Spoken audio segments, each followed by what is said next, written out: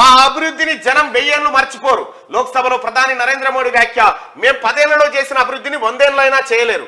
NDA కూటమికి 400 సీట్లకు పైగా వస్తాయి. మూడోసారి అధికారం ఎంతో దూరంలో లేదు. మా లక్ష్యాలు కాంగ్రెస్ ఊహకు కూడా అందవు. ఇండియన్స్ అంటే నెహ్రూ ఇందిరాకు చులకన. ఇంకా కొన్ని దశాబ్దాలు మీది ప్రతిపక్ష హోదానే పార్లమెంట్ లో కాంగ్రెస్ పై ప్రధాని చురకలు. రానున్న లోక్సభ ఎన్నికల్లో ఎన్డీఏ భారీ మెజార్టీతో విజయం సాధిస్తుంది. బీజేపీ కనీసం 370 స్థానాల్లో గెలుస్తుంది. ఎన్డీఏ కూటమికి 400కు పైగా సీట్లు వస్తాయి. అధికారంలోకి వచ్చాక మరిన్ని సంచలన నిర్ణయాలు తీసుకుంటాం. ప్రపంచమంతా ఇండియా వైపు చూస్తున్నది. మా లక్ష్యాలు పెద్దవి. పేదల కోసం 4 కోట్ల ఇండ్లు నిర్మించాం. అదే కాంగ్రెస్ కట్టించాలంటే 100 ఏళ్లు పట్టేది. దేశానికి బలమైన ప్రతిపక్షం అవసరమని నేను నమ్ముతున్నా. కాంగ్రెస్ ఇంకా కొన్నేళ్లు ప్రతిపక్షంలోనే ఉంటది. ఇండియా కూటమి అలైన్మెంట్ దెబ్బతిన్నది. ఒకరిపై ఒకరికి విశ్వాసం లేదని ప్రధాని నరేంద్ర మోడీ చెప్తున్నటువంటి మాట. ఇక్కడ ప్రధాని నరేంద్ర మోడీ ఒక మాట చెప్తా ఉన్నాడు, ఈసారి ఎన్డీఏ కూటమికి 400 సీట్లు వస్తాయని చెప్తా ఉన్నాడు. నిజంగా 400 సీట్లు వచ్చే అవకాశం ఉందా? ఎన్డీఏ కూటమికి 400 సీట్లు వచ్చే అవకాశం ఉందా?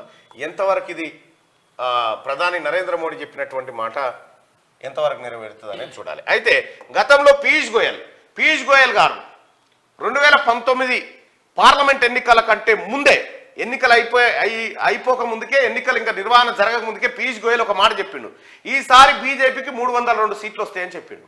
కరెక్ట్గా 302 వచ్చినాయి. అయితే కొన్ని ఆశ్చర్యకరంగా ఉంటాయి.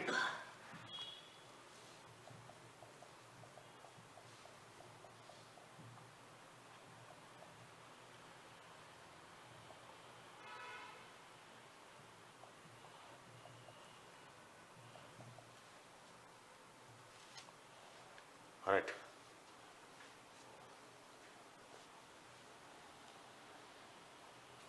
ఇక ఎప్పుడు చెప్పిందంటే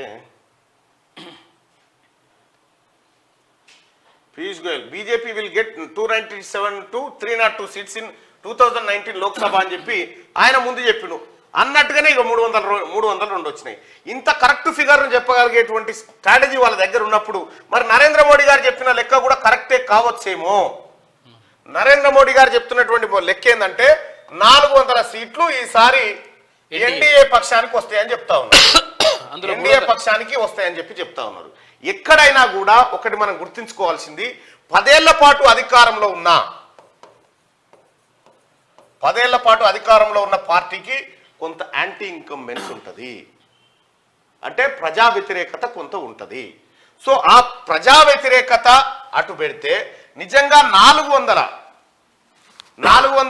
సీట్లు ఎన్డీఏ పక్షానికి వస్తాయా? మనం ఒకసారి లెక్కలు తీసుకుందాం. సౌత్ ఇండియా విషయానికి వస్తే ఏపీలో 25, తెలంగాణలో 17, ఆ తర్వాత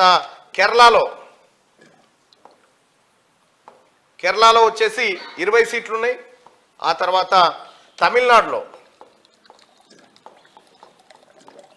39, ఆ తర్వాత కర్ణాటకలో 28.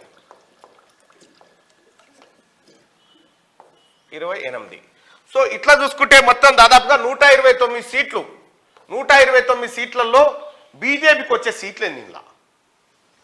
ఏపీలో బీజేపీకి 0 వచ్చే అవకాశమే లేదు.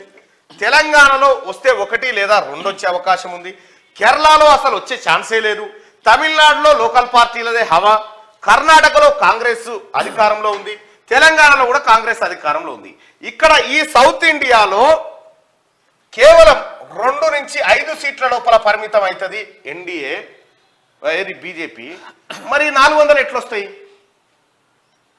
అవుట్ ఆఫ్ 129లో 2 నుంచి 5 సీట్లు మాత్రం వచ్చే అవకాశం ఉన్నటువంటి ఎన్డీఏకు, భారతీయ జనతా పార్టీకి ఈ 400 సీట్లు ఎట్లా సాధ్యమైతాయి? ఒక్క విషయం, ఇందులో 370 ఓన్లీ బీజేపీకి వస్తాయని చెప్తున్నారు. రైట్. అయితే విషయం ఏంటంటే ఇక్కడ 129 మొత్తం 545 టోటల్ 545లో 129 మైనస్ చేయి.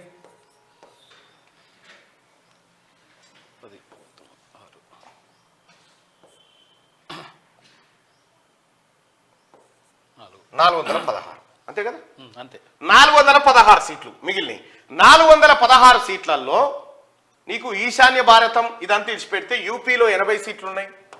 యూపీలో 80 సీట్లు. యూపీలో 80 ఉన్నాయి.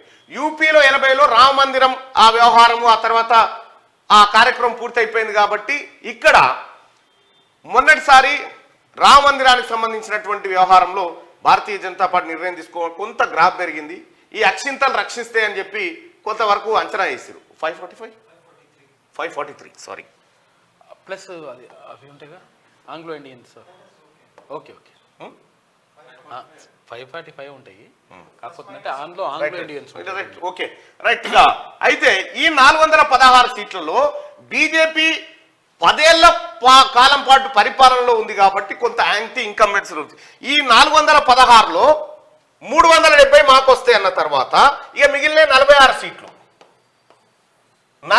సీట్లు ఇక్కడ సౌత్ ఇండియాలో వచ్చేది 2 నుంచి 5 సీట్లు వచ్చినా కూడా లేకపోతే 10 సీట్లు అనుకో 10 సీట్లు అన్నా కూడా ఇక నీకు ఇక్కడ ఈ లెక్కలు సరిపోతలేవు కదా. కాబట్టి నరేంద్ర మోడీ గారు ఇక మరి మీ మాటలు గెలవాలంటే ఈవీఎంలు ఏమన్నా వర్కౌట్ కావాల్సిందే. ఇప్పుడు ఈ లెక్క ప్రకారం అయితే ఇక్కడ సౌత్ ఇండియాలో పార్టీ పర్ఫార్మెన్స్ బాగలేదు. ఇవన్నీ ఏది మోడీ వ్యతిరేకంగా పనిచేస్తున్నటువంటి రాష్ట్రాలు. మోడీకి అసలు కేరళలో ఎంట్రీ కూడా ఇయ్యరాలు. ఇట్లా ఈ రకంగా ఉన్న ఈ 370 ఎట్లా సాధ్యం? ఇది క్వశ్చన్.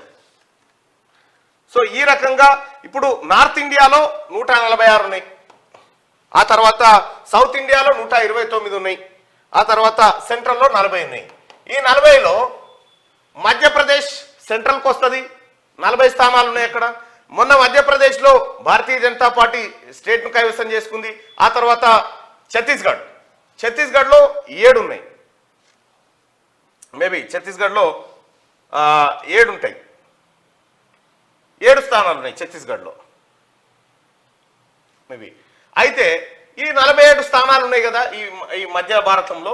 ఈ 47 రెండిట్లలో భారతీయ జనతా పార్టీ అధికారంలో ఉంది. ఇటు మధ్యప్రదేశ్ కానీ ఛత్తీస్గఢ్ కానీ. సో ఎక్కువ రాష్ట్రాల్లో భారతీయ జనతా పార్టీ అధికారంలో ఉన్నప్పుడు సహజంగానే యాంటీ ఇన్కంబెన్స్ ఒకవైపు ఉంటే భారత్ న్యాయ్ జోడో యాత్ర రూపంలో కాంగ్రెస్ పార్టీ కొంత పుంజుకుంది, ఓటు బ్యాంకును పెంచుకోగలిగింది. సో ఈ రకం ఇంకా ఒకటి ఏంటంటే ముస్లిం ఓట్స్, ప్రధానంగా ముస్లిం మైనారిటీల ఓట్లు ఇదివరకు వివిధ ప్రాంతీయ పార్టీల వైపు వెళ్ళేటివి. మీ కర్ణాటకలో చూసుకుంటే ముస్లింలంతా పోలరైజ్ అయిపోయి అటు జేడీయూ వైపు కాకుండా కాంగ్రెస్ వైపు వచ్చారు కర్ణాటకలో మొన్నటి అసెంబ్లీ ఎన్నికల్లో.